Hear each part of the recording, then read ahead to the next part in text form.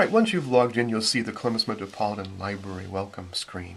You can search for particular titles across genres in the search box, or something very easy to do is just hit browse. You'll notice that you've got menus for movies, music, audiobooks, and television shows. I'm just going to pick a movie. You can choose any one of those, though. If you scroll down on any one of them, you'll find all kinds of different genre searches, things were recently released, very popular titles, featured dramas, comedies, so on and so forth. There's award winners. Practically all these categories have this sort of choice. In this particular case, I'm just going to go with something they've recently added, which is going to be Curious George 2. We'll touch that.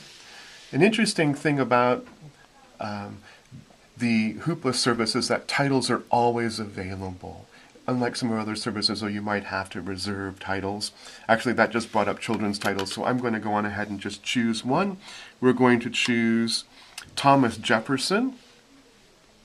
It's a read-along title, so kids can read along with it. Just touch it. Right here it's going to say borrow, so we do that.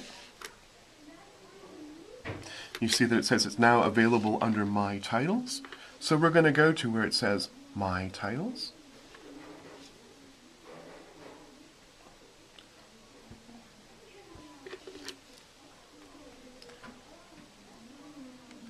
It'll say borrowed. You can also see maybe your personal favorites there. Right now you can borrow about 12 titles per month on Hoopla. It runs a calendar month from the first day to the final day. That may change throughout the year depending on how many people are using Hoopla, but typically it's going to be at least 8 titles per month. So we're going to touch the title we've borrowed, and we're going to hit play. And it starts. Now, that's a little bit different than the very first time when you use it. The very first time, you've got to install the Widevine plugin on the browser of your choice. When you hit play, what will happen is it'll say, you need to install the Widevine plugin. It will give you directions that you need to follow.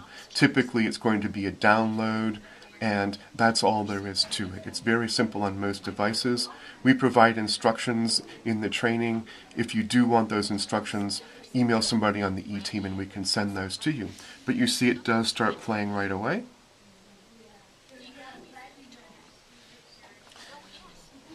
And if you want to stop it, you can hit the pause button. We'll go back to My Titles and Borrowed